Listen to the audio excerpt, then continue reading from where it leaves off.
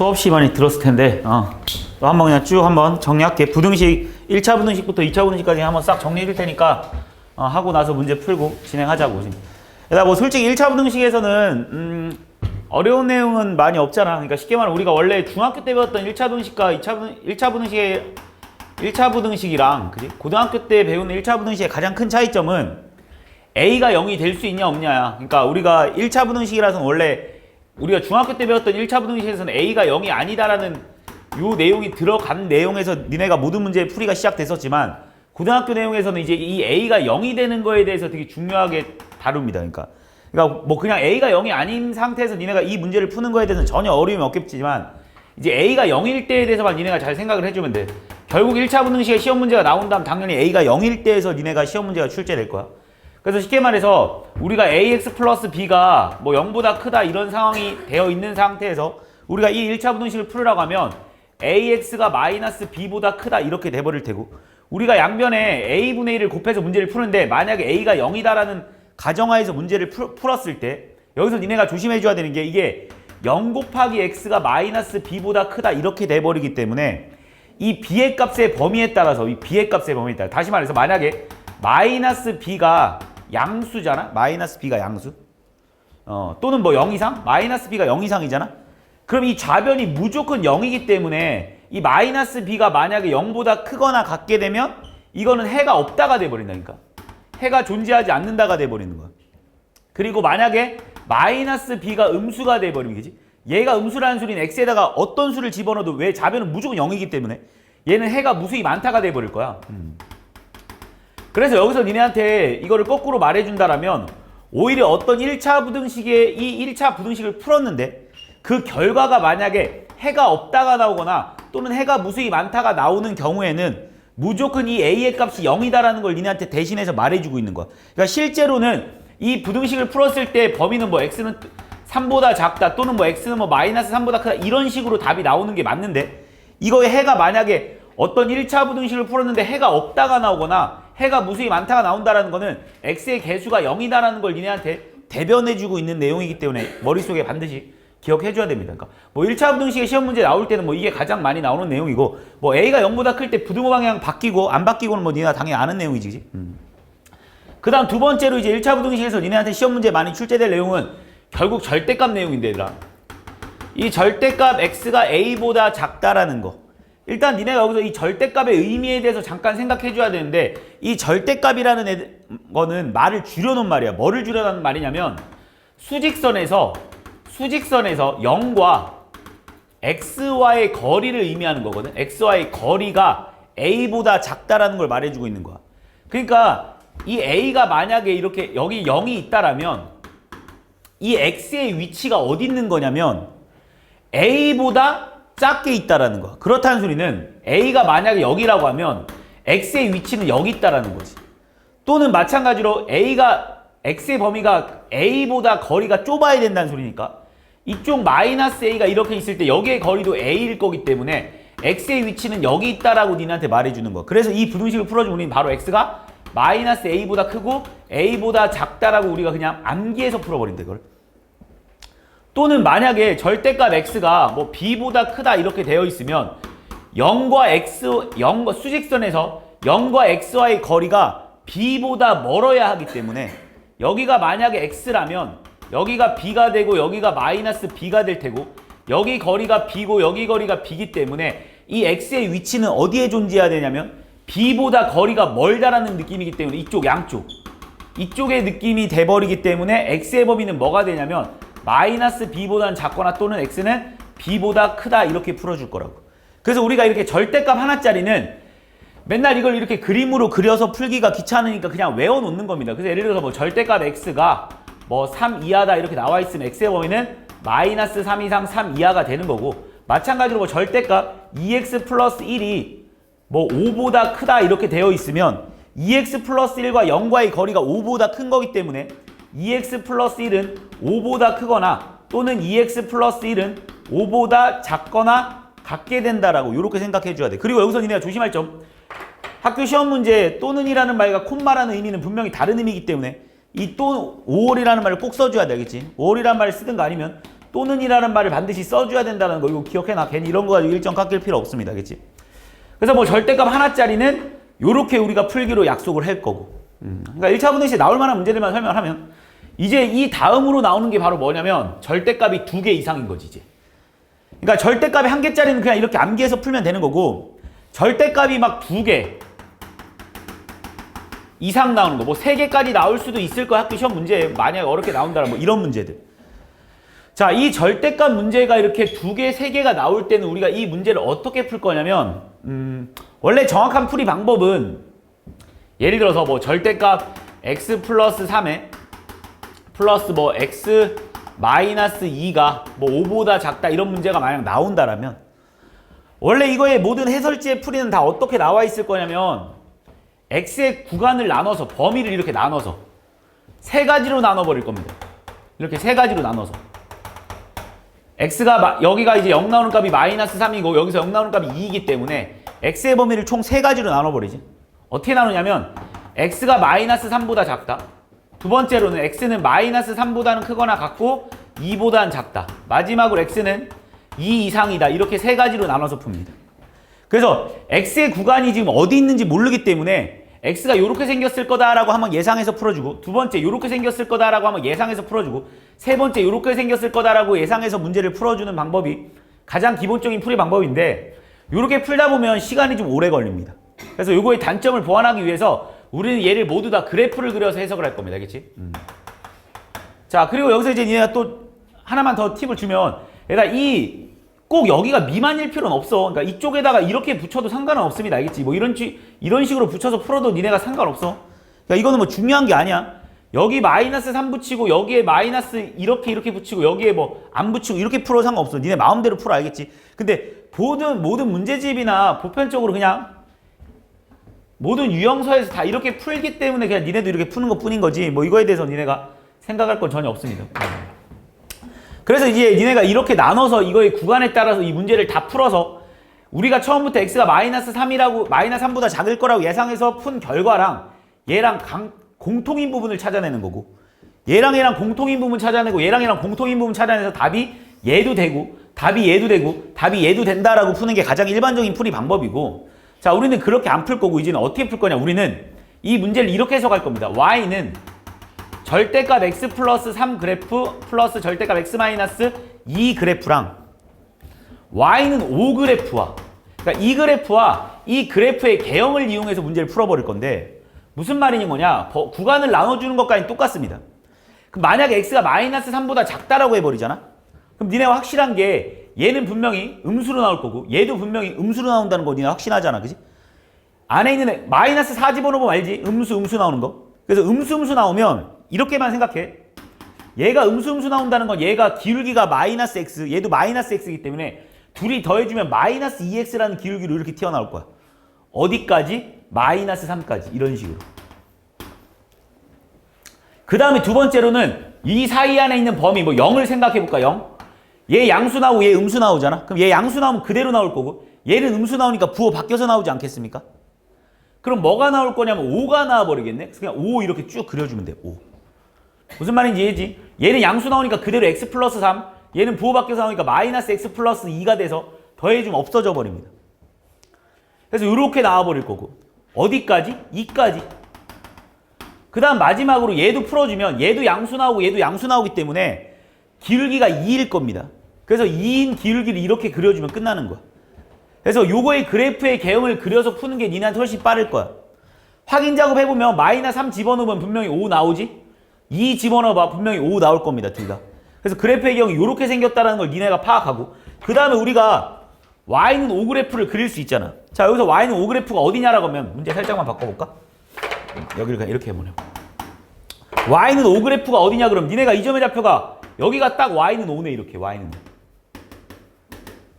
그럼 이 그래프랑 이 y는 5 그래프 중에 y는 5 그래프 부분이 더 큰 부분을 찾아달라는 거잖아.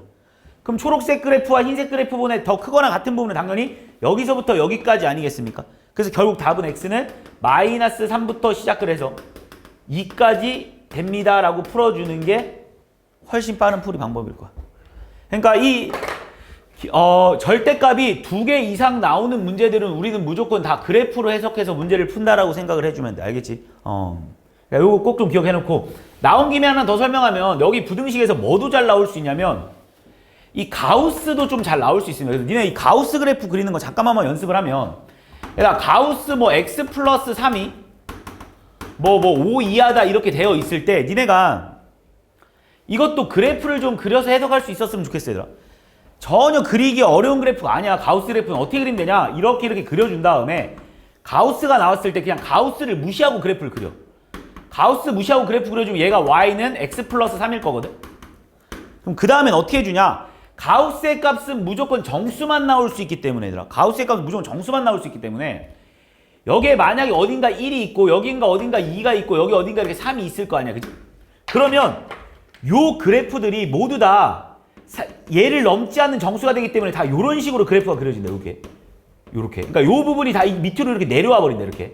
요 그래프가 이렇게 밑으로 다 내려와 버린다. 요렇게 했으면 그래프가 이런 식으로 생겨. 그래서 그래프의 개형이 이렇게 계단식으로 생겼다니까. 요런 식으로 생겼어. 만약에 얘들아 이게 이차함수라도 상관없어, 얘들아. 뭐 이런 문제가 만약 나왔다고 치면 이것도 똑같습니다. 무시하고, 얘들아, 무시하고 뭘 그리냐? 그냥 이 가우스를 무시하고 그래프를 그려. 아볼일 거 아니야? 이렇게 생겼겠지, 그치? 여기가 마이너스 1이야. 여기가 0이야. 여기 어딘가 1이고 여기 어딘가 2일 거거든. 그러면 여기를 기점으로 이렇게 1, 2, 여기를 기점으로, 얘들아, 이 부분을 그냥 내려주면 돼. 그러니까 얘는 계단이 갈수록 처음에 봐봐. 여기서부터 이렇게 올 거고 여기는 좀 계단이 좀 짧아지겠지. 여기 있는 부분이 내려오니까 계단이 계속 짧아지겠지. 그러니까 이런 식의 그래프가 생긴다는 거. 마찬가지야. 이쪽도 내려오면서 얘는 똑같고 이런 식으로. 이쪽은 이렇게 생길 거라는 거지. 이렇게. 그러니까 니네가 이렇게 그래프를 그릴 수 있어야 돼. 알겠지? 가우스 그래프도 니네가 그래프를 그려서 풀 수 있다는 거. 얘들아, 뭐 3개짜리 나온다고 해서 어려운 건 전혀 없잖아. 그냥 그래프 한 번 더 생기기만 하면 된다는 거. 그러니까 요거만 니네가 기억해주면 뭐 이런 나머지 뭐 요런 거는 내가 뭐 연립부등식 이런 거는 내가 니네한테 설명할 필요는 없을 것 같고, 그래서 절대값이 나왔을 때 이렇게 풀어주면 된다는 거. 얘들아, 이번 시험에서 기말고사에서 가장 어렵게 문제가 출제될 부분이 바로 2차 부등식이랑 그 다음에 원의 방정식. 이번에는 어려운 단원이 2개가 포함되어 있어야 2차 부등식이랑 원의 방정식. 이 2개에서 무조건 변별력 문제가 출제될 거고. 니네가 이번 중간고사 시험범에서는 솔직히 제일 어려운 만한 문제는 나머지 정리에서 출제되는 거였잖아. 니네가 뭐 기출문제를 쭉 풀어봐서 알겠지만 나머지 정리가 항상 좀 어려웠던 문제였을 테면 이제 여기서는 이번에 이 2차 부등식. 자, 이 2차 부등식에서 뭐 문제를 낼 수 있는 게, 왜냐면 이 2차 부등식이 이제 끝판왕이거든. 니네가 고등수학 상에서 배웠던 모든 내용을 다 짬뽕 시켜놓은 내용이기 때문에 그냥 뭐 모든 내용이 다 짬뽕돼 있다고 생각하면 돼. 그래서 조금 어려워. 여기서 이제 제일 중요한 건, 얘들아, 이 2차 부등식이라는 거에 대해서 예를 들어서 AX제곱 플러스 BX 플러스 C는 뭐 0보다 크다 작다 뭐 이런 문제가 나왔을 때 니네가 해석해야 되는 거는 얘도 마찬가지야. 우리는 있잖아, 이게 왜 이렇게 생겼는지를 정확하게 판단해줘야. 이것도 우리는 이렇게 해석해서 문제를 풀 겁니다. 모두 다 2차 부등식을 AX제곱 플러스 BX 플러스 C라는 그래프랑 Y는 0 그래프를 2개 그려서 이 두 그래프의 위치 관계를 이용해서 문제를 풀어줄 거라는 거야. 무슨 말인지 이해하지?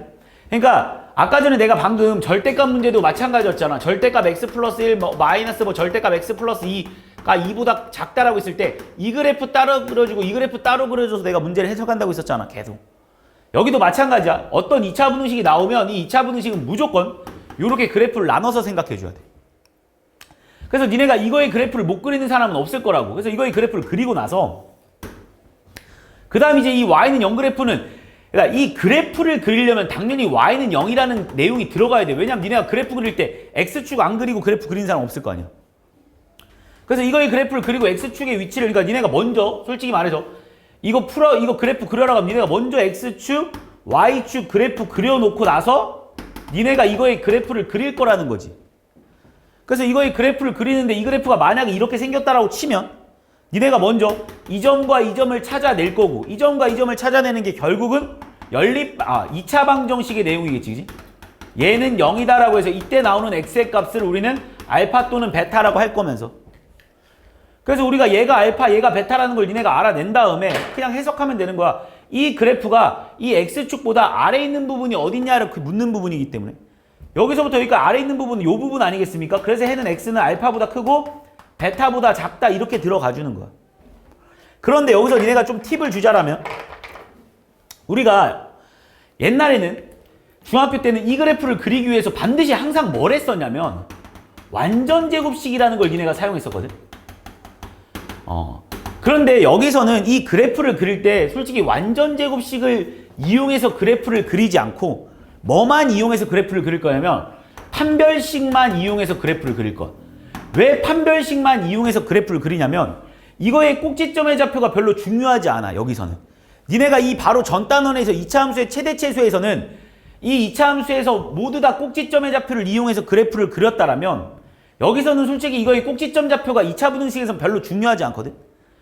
우리는 이 2차 분응식에서 뭐가 중요한 거냐면 우리가 지금 얘랑의 위치관계, 다시 말해서 y는 0과의 위치관계가 중요하기 때문에 이 그래프가 이렇게 생겼는지 아니면 이렇게 생겼는지 아니면 이렇게 생겼는지만 중요하단 말이야. 만약에 이렇게 생겼다라고 했을 때랑 이렇게 생겼다라고 했을 때 이렇게 생겼다라고 했을 때 해를 구해내야 될 필요성이 있을 때가 있고 전혀 구하지 않아도 될 때가 있어. 왜냐면 만약에 그래프를 그렸는데 이렇게 나왔어. 그럼 X축과 얘와의 위치관계를 따졌을 때 이 그래프가 이거보다 0보다 아래 있는 부분이 어디냐 그러면 없는 거잖아. 그래서 해가 없다라고 그냥 바로 쓰면 돼. 그러니까 이거의 그래프를 완벽하게 그릴 필요가 없기 때문에 우리는 판별식 D만을 이용해서 이 2차 부등식의 그래프를 그려나갈 겁니다. 그래서 우리가 이 문제를 봤을 때 딱 이 문제를 풀어라 그러면 니네가 이렇게 나눠서 생각해 줄 거고 그 다음에 바로 뭐가 들어갈 거냐면 완전제곱꼴이 들어오는 게 아니라 이제부터 우리는 이거의 판별식 D가 들어가 버립니다. 그래서 만약 판별식 D가 0보다 크다가 나왔으면 그래프의 개형이 이렇게 생겼다라는 걸 알 거고 우리가 이 그래프가 이 X축보다 위에 있거나 아래에 있는 부분을 찾으라고 했기 때문에 결국 어쩔 수 없이 2차 방정식을 이용해서 알파, 베타를 찾아내야 합니다. 마찬가지야. 만약에 판별식 D가 0이라고 했을 때 이 그래프가 이렇게 생겼다라는 걸 알고 만약 문제에서 이 그래프가 그러니까 얘가 어떤 식이 fx가 0 이하인 부분을 찾아내라고 만약에 문제에 나오잖아. 그럼 딱 한 부분이 있지 않아, 그지? 그럴 때는 2차 방정식의 풀이가 들어가 줘야 돼. 무슨 말인지 알지? 이 그래프가 0 이하인 부분을 찾아내라고 하면 여기 한 점이 존재한단 말이야. 이때는 2차 방정식의 풀이가 들어가서 이 해를 찾아내야 되지만 만약에 문제가 이거였어. fx가 0보다 크거나 같은 부분을 찾아라. 이렇게 문제가 나오잖아? 그럼 얘는 필요도 없는 거야. 왜? 이 그래프가 이 그래프보다 다 위에 있는 부분을 찾으라고 했으니까 결국 해는 무수히 많다가 된다고. 해가 무수히 많다가 돼버린다고. 그러니까 필요할 때는 구해내는 거지만 필요 없을 때는 충분히 그래프의 개형만 가지고도 문제가 해석되는 거야. 마지막으로 이제 판별식 D가 만약에 0보다 작다가 나오면 그래프의 개형은 마찬가지로 이렇게 생긴 거고 이 부분에서는 2차 방정식의 풀이가 전혀 필요가 없겠지. 왜냐면 만약에 fx가 0보다 크거나 같은 부분 찾으라 그러면 해가 무수히 많다. 만약 fx가 0보다 작은 부분을 찾으라 그러면 해가 없다. 이렇게 돼버릴 거 아니냐고. 그래서 우리는 굳이 완전제곱식을 이용해서 그래프를 그릴 필요성이 전혀 없습니다. 그래서 완전제곱식을 사용할 일이 없어. 그래서 2차 분응식에서는 완전제곱식을 사용하지 않고 무조건 모두 다 판별식을 이용해서 문제를 풀어줄 거라는 거지. 그러다 보면 원래 풀이 방식은 무조건 여기서 일로 오는 게 정상입니다. 무조건 2차 분응식을 풀어라 라고 하잖아? 그럼 니네가 제일 먼저 해야 되는 건 무조건 이 식을 이렇게 변형시켜주고 이거의 그래프의 개형을 파악하고 나서 그 다음에 그거의 해를 구할지 말지. 그러니까 이렇게 됐을 때는 당연히 해를 구해야 하는 거고 그렇지 않은 모양에서는 해를 구해야 될 때도 있고 구하지 않아야 될 때도 있는 거야. 그런데 만약에 이제 문제가 대놓고 니네한테 문제가 대놓고 이런 식으로 만약에 문제가 나왔어. 이렇게 문제가 대놓고 그냥 눈으로 봐도 얘가 인수분해가 되는 상황인 거잖아. 그지? 그때는 굳이 이렇게 올 필요성이 없겠지. 그때는 니네가 바로 얘가 인수분해가 되니까 x 플러스 3에 x 플러스 1이 0 이상이다라고 하고 자 이제 우린 여기서 암기를 해버리지. 자 어떤 암기를 해버리냐면 얘가 니네가 이게 인수분해가 돼버리면 얘는 무조건 그래프의 경우 이렇게 생겼을 거라고. 한쪽은 마이너스 3이고 한쪽은 마이너스 1일 건데 얘가 0보다 크다라고 하잖아. 0보다 크다? 그럼 무조건 이쪽 부분이 될 거 아니냐고. 0보다 크다라고 하면. 또는 얘가 만약에 0보다 작다라고 하잖아. 얘가 0보다 작다? 그럼 무조건 여기 사이 값일 거 아니냐고. 그래서 우리가 외워버리는 거야. 아, 그래서 우리가 암기를 해버리는 게 x-알파, x-베타 할 때는 너무 많이 나오니까 그래프의 개형 굳이 이거도 그리기 귀찮다 이렇게 해가지고 이렇게 얘가 뭐 이렇게 0보다 작다가 나오면 우리는 그냥 답을 사이값이다 라고 그냥 외워버리는 거고, 얘가 만약에 0보다 크다라고 나와버리면, 얘가 만약에 0 이상이 나와버리면 우리는 양 끝값에서 더 이렇게 양 끝값이다 라고 니네가 생각을 해주면 되는 거겠지. 무슨 말인지 하지? 그러니까 원래는 이것도 마찬가지로 그래프를 그려서 문제를 해석하는 부분인데 너무 많이 나오다 보니까 그냥 우리가 0보다 작으면 사이값이구나, 0보다 크면 양 끝값이구나, 이렇게 니네가 암기를 시작하는 겁니다. 됐지? 이게 2차 부등식의 풀이야. 뭐 여기 2차 부등식이 뭐 오른쪽에 여기에 만약에 mx 플러스 n이 이렇게 되어 있다고 한들, 얘도 원래 의미는 얘랑 y는 mx 플러스 n과의 위치관계를 물어보는 거지만 결과론적으로는 우리가 이걸 풀 때도 마찬가지로 얘를 한쪽으로 모아서 ax제곱 플러스 b 마이너스 mx 플러스 c 마이너스 n은 0이라고 해놓고 문제의 풀이를 다시 들어가주면 되는 겁니다. 똑같이. 이해했지? 왜냐하면 이 그래프랑 이 그래프는 둘 다 그리기가 되게 어려워. 이 모는종에 정확하게 그리지 않는 이상 얘가 두 군데서 만나는지, 솔직히 한 군데서 만나는지, 이렇게 만나는지 파악하기가 쉽진 않습니다. 그래서 결국 하는 내용이 이렇게 바꾼 다음에 이 그래프의 개형을 이렇게 바꿔서, 그러니까 이 그래프랑 만나는 이 점이 결국 이 그래프랑 이 그래프에 만나는 점과 항상 일치할 수밖에 없기 때문에 우리가 이렇게 바꿔놓고 문제를 풀 겁니다. 그게 바로 여기에 나와 있는 내용이겠지. 이게 다잖아. 그 다음에 나오는 게 뭐야? 왜 근해 분리가 왜 없냐 여기 책에? 뭐냐? 그냥 해야겠네. 자, 보자. 자, 그 다음에 2차 부등식에서 어쨌든 2차 부등식 내용들을 쫙 정리했고, 자, 이제 마지막 내용. 자, 마지막 내용. 자, 이거가 시험에 안 나옵니다. 띄워내리겠습니다. 자, 봐봐. 무조건 나오는 문제인데, 자, 이번에 이 부등식에 무조건 나오는 내용이 바로 뭐야? 근해 분리 내용. 자, 근해 분리. 자, 이거는 니네가 수학을 그만두는 날까지 나옵니다. 고3 때까지 계속 이어져서 나와. 갈수록 어렵게 나와. 그치? 그래서 좀 근해 분리는 좀 완벽하게 이해하고 넘어가는 게 좋습니다. 이 근해 분리는 원래 정확하게 말하면 얘들아 여기 단원이 아니야. 다시 우리는 2차 방정식으로 갈 거야. 2차 방정식 단원인데, 2차 방정식 단원인데 이걸 왜 여기서 배우냐면, 원래 단원은 얘들아 2차 방정식에 들어가 있는 게 맞습니다.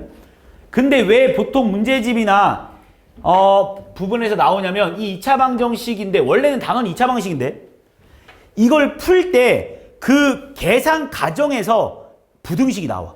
그래서 어쩔 수 없이 니네가 2차 방정식일 때는 아직 이 2차 부등식 부분을 안 배웠기 때문에 얘를 가르칠 수가 없었던 거고, 여기서 이제 이 가운데 계산 과정에서 나오는 거야. 자, 무슨 말이야? 문제는 이겁니다. 잘 들어봐. 자, 우리 다시 2차 방식으로 넘어가자고. 이 말이야. 그러니까 우리 2차 방식 뭔지 알잖아. ax제곱 플러스 bx 플러스 c는 0이잖아. 자, 그런데 어떤 이런 2차 방정식이 있는데, 이 2차 방정식에 만약에 두 근이 모두 p보다 크대.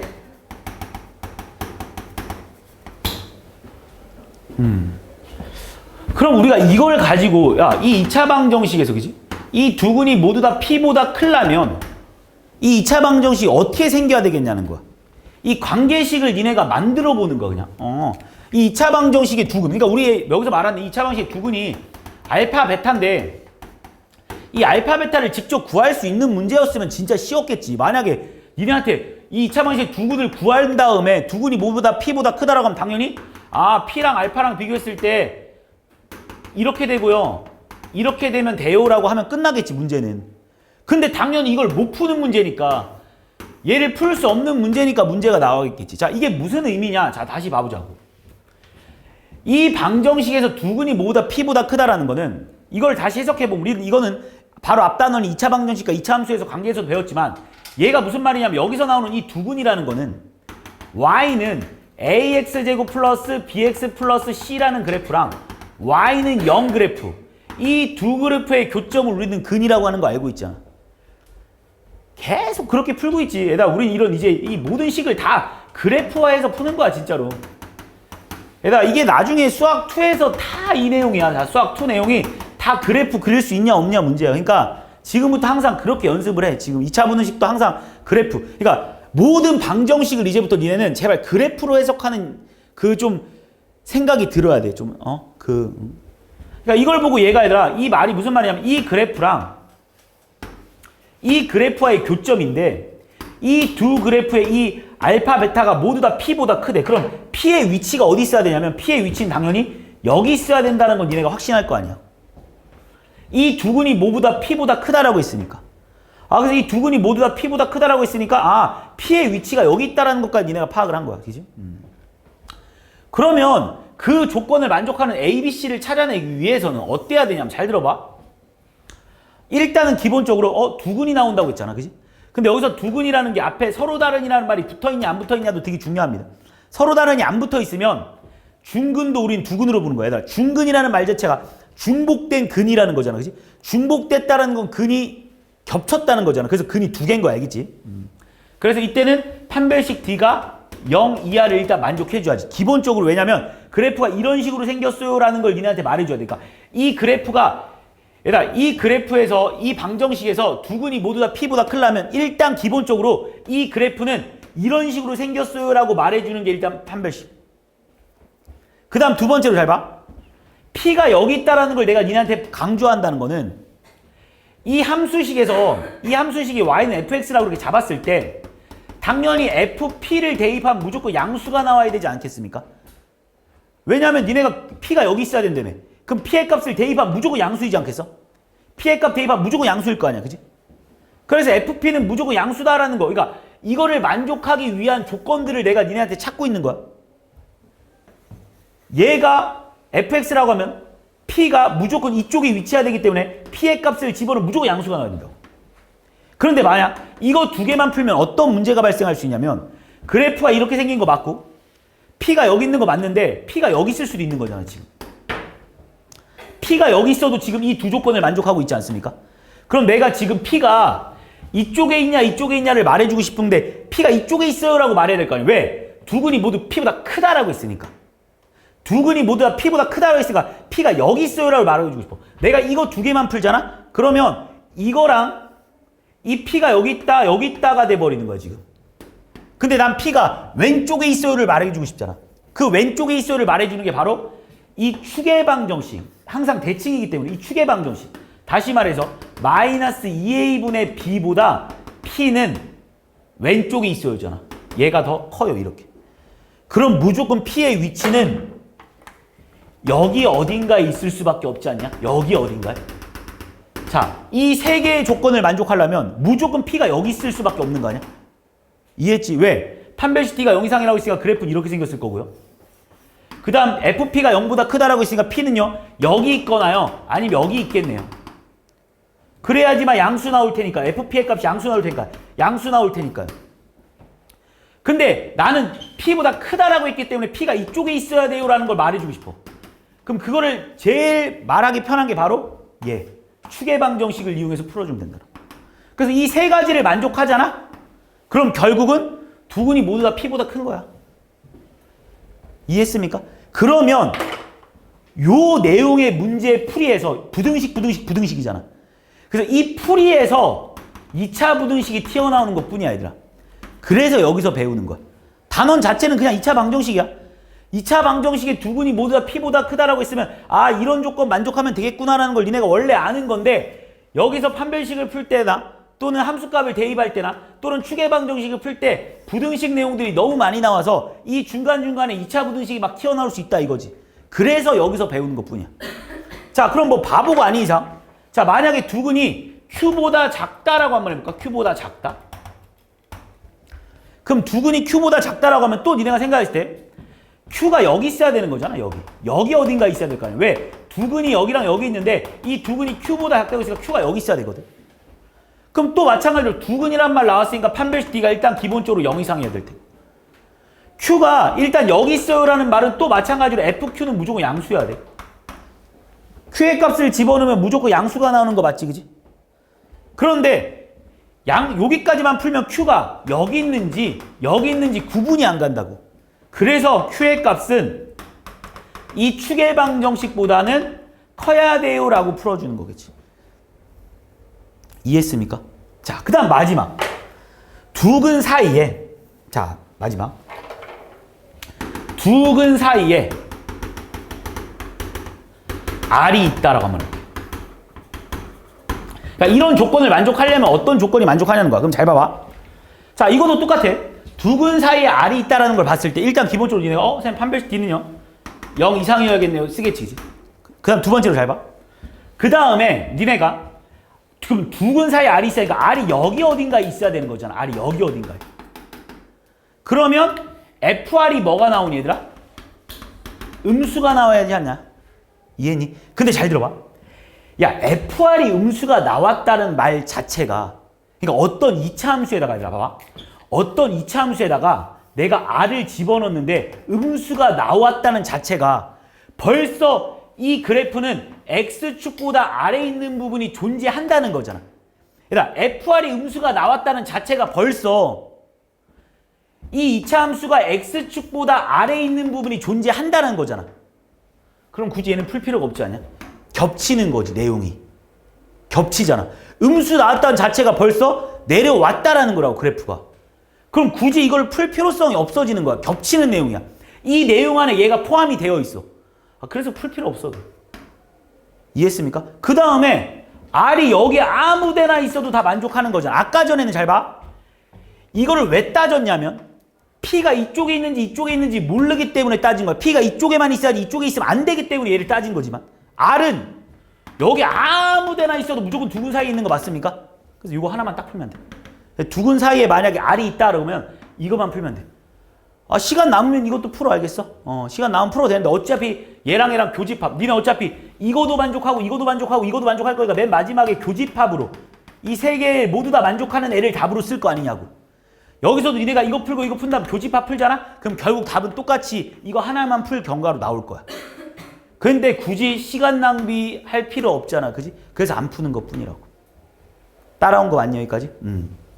그러면 이거를 조금 추가해서 잘 들어봐, 이제보다. 이걸 살짝 이제. 지금 하는 내용은 솔직히 몰라도 상관은 없는데 시험 기간에는 좀 알아야지. 자, 시험 기간에는 왜냐면 니네가 시험을 풀어봐서 알겠지만 솔직히 이번에 좀 시험이 좀 너무 쉬웠었지. 그래서 고등학교 시험이 내가 말했던 거 마냥 그렇게 뭐 대단하지 않네요 라고 생각할 텐데 기말고사는 무조건 어려울 겁니다. 알겠지? 뭐 알겠지. 니네 학교 선생님들이 니네를 좀 이번에 좀 많이 무시했었나 봐. 자, 전체적으로 좀 시험 문제가 조금 쉽게 나왔는데 기말고사 무조건 어렵습니다. 알겠지? 원래 100점 나오는 게 이상한 거야. 어떻게 학교 시험 100점이 나오지? 진짜 말이 안 되는데.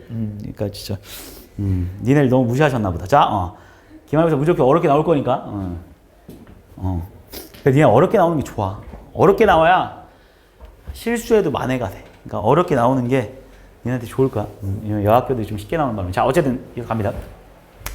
자, 이거는 이제 시험의 시간, 그러니까 이렇게 풀어도 되거든. 근데 문제가 어떻게 나오냐면 이제 이것도 하나의 뭐 새로 유형이라고 해서 그냥 따로 유형세도 많이 나오는데 이런 거야. 두 근이 모두 양수다. 알지? 두 근이 모두 양수. 또는 두 근이 모두 음수. 또는 두 근의 부호가 다르다. 자, 그런데 이거 푸는 거를 이것처럼 풀어도 전혀 문제될 게 없어. 왜? 뭐냐면 얘들아, 두 근이 모두 다 양수라는 소리는 이 말 아니야? 두 근이 모두 0보다 크다 아니냐? 그러니까 아까 전에 P보다 크다랑 똑같이 풀어도 상관없겠지. 왜냐면 두 근이 모두 0보다 크다라고? 판별식 D는 0 이상이면서요. 그지? 당연히 F0은 양수여야 되면서요. 그 다음 마이너스 2A분의 B는 0보다 커야겠네요. 이렇게 세 가지 풀면 돼. 맞잖아. 야, 두 근이 모두 양수다라는 말이랑 두 근이 모두 0보다 크다라는 말은 동의어 아닙니까, 어차피? 그래서 이렇게 풀어도 전혀 문제될 건 없습니다. 근데 조금 시간을 단축시키는 법을 좀 알려주면 얘들아.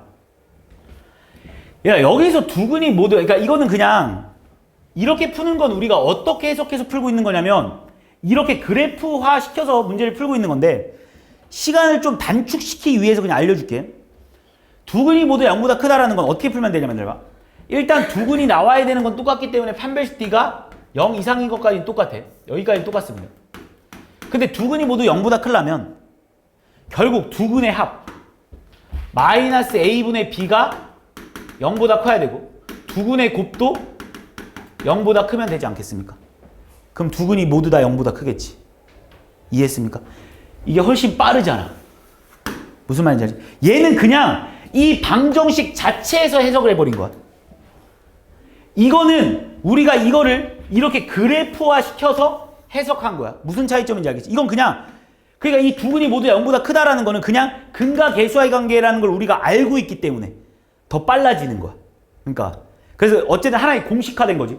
그러니까 두근이 모두 양수다라고 하면 또는 뭐 두근이 모두 0보다 크다라는 말은 얘네들이 동의어기 때문에 그냥 우리는 근과 계수와의 관계를 이용해서 판별 D가 0 이상 그 다음에 두근의 합이 양수. 맞잖아. 두근이 모두 양수라는 건 당연히 두근의 합이 양수면서 두근의 곱이 양수면 무조건 두근이 모두 다 양수일 수밖에 없지 않냐? 그럼 두근이 음수다라고 하면 마찬가지로 두근이 모두 0보다 작다라고 나와서 그래프적으로 해석하려고 하면 이렇게 풀면 됩니다. 마찬가지로. 여기만 바뀌겠지. 여기만 맨 마지막. 하지만 좀 더 빨리 푸는 방법은 두근이 모두 음수다라는 판별 T가 0 이상 그 다음 두근의 합은 당연히 뭐가 돼야 되겠어? 얘들아? 음수가 돼야 되겠지. 두근의 합은 뭐 음수면 둘이 다 무조건 음수잖아. 그 다음에 두근의 곱은 어때야 되겠어? 그대로 양수겠지. 이렇게 풀어주는 게 더 빠르다고. 그러니까 이건 2차 방정식을 그냥 근과 계수와의 관계를 이용해서 그냥 해석해버리는 거야. 그 다음 마지막으로 얘들아 두근의 부호가 다르다는 소리는 두근의 곱이 뭐이기만 하면 되니 얘들아? 음수이기만 하면 되지 않습니까? 여기서도 잘 봐. 굳이 판별식을 안 써도 되는 이유를 내가 보여줄게. 니네 잘 봐. 여기서 판별식이 뭐냐면 B의 제곱 마이너스 4AC잖아. 그지? 판별식이. 근데 니네가 벌써 두근의 곱이 음수다라는 소리는 A분의 C가 음수다라는 소리 맞습니까? A분의 C가 음수라는 소리는 AC가 음수다라는 소리 맞냐? A분의 C가 음수라는 소리는 당연히 두근의 곱도 음수일 거 아니냐? 그럼 AC가 무조건 음수니까 얘가 무조건 양수가 돼버릴 테니까 양수 더하기 양수니까 얘는 무조건 판별 D가 0보다 크지 않겠습니까? 그래서 굳이 두근의 부호가 다르다 할 때는 판별식을 굳이 안 써도 됩니다. 왜냐하면 여기에 그 내용이 포함되어 있는 거야. 그래서 알파, 베타, 음수다만 풀면 되는 거야. 선생님 알파 플러스 베타는 왜 안 푸나요? 모르니까. 니는 알파 플러스 베타가 뭔지 모르잖아. 두근의 부호가 다르다라고 했으면 그냥 두근의 부호의 합이 뭔지 두근의 부호의 곱이 뭔지 내가 합이 뭔지 내가 알 수가 없어. 두근의 곱이 음수면 무조건 벌써 두근의 부호는 다른 거 아닙니까? 그래서 이 두근의 부호가 다를 때는 두근의 곱이 음수다라는 것만 해석해서 풀어주면 돼. 그러니까 뭐 솔직히 이것만 완벽하게 이해해 놓으면 뭐 이런 내용도 다 그래프적으로 해석해서 문제를 풀 수 있긴 하지만 어쨌든 또 시험 기간 되면 어쨌든 이거를 가지고 문제 푸는 것보다는 이게 좀 더 빠르기 때문에 이거 그냥 바로 즉흥적으로 해서 뭐 그래프조차 그릴 필요도 없이 그냥 바로 마이너스 A분의 B, A분의 C를 니네가 바로바로 찾아낼 수 있으니까 좀 더 빠른 부분이니까 이렇게 풀어주면 되겠지. 이해했지? 끝인 것 같은데 더 이상 설명할 거는 없을 것 같아.